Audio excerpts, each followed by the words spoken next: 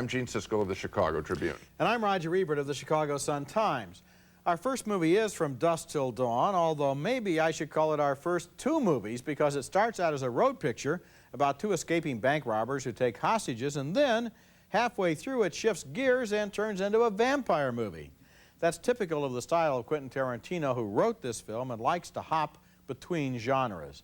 The high energy in the film is typical of its director, I think, Robert Rodriguez, who broke into the movies a few years ago with a low-budget hit named El Mariachi. As this new movie opens, two criminal brothers have just held up a highway liquor store and killed a Texas Ranger. Now the clerk has opened fire on them. The brothers are played by ER's George Clooney, who is relatively sane, and Quentin Tarantino, who is a mad dog killer.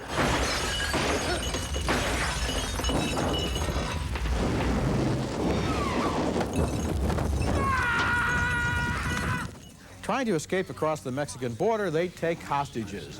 A former preacher, played by Harvey Keitel, and his children, played by Juliette Lewis and Ernest Liu. I'm going to go on record right now as saying that this is a very bad idea. Duly noted. Now shut up. How many with you? They're going to search the van. As long as you don't act like a nut, we're going to be just fine. They end up in a scummy bar where almost everyone is actually secretly a vampire, and there's a lot of gory action. But Tarantino likes to work theological discussions into his portraits of violent lowlifes. So here the killer, played by Clooney, gets serious with the former minister. Because I know that whatever is out there trying to get in is pure evil straight from hell. And if there is a hell, and those sons are from it, then there has got to be a heaven, Jacob. There's got to be.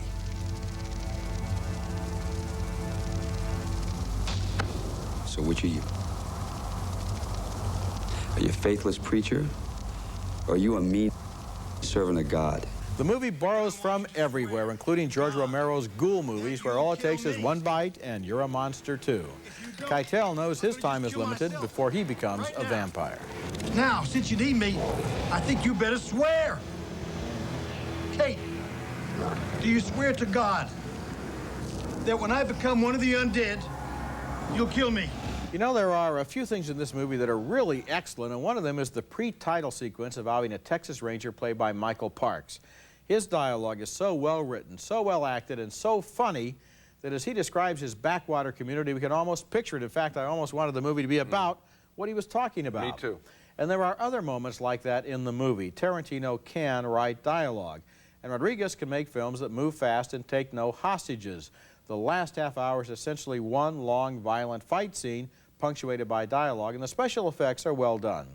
From Dusk Till Dawn delivers and it entertains, so I'm giving it thumbs up, but I know these guys have better pictures than this one in them. And I'm giving it thumbs down, and I saw a picture, essentially the same picture as two different films, and I like the first one better. Yeah. To take these interesting characters, the brothers, the Ranger, and he's the most interesting, and then Keitel, who I couldn't even spot in the beginning under his makeup. I mean, I thought he was sensational. To take all these people and then to run them through a vampire trash picture, and it really, Roger, there's nothing really original there. No, I didn't say there was. I know, no. Not at all. No, all the originality takes place before they get to the bar. So, I mean, I'm sitting there and saying, all right, I'm invested, I'm laughing at some of this stuff, as violent as it is, and it is hyper-violent.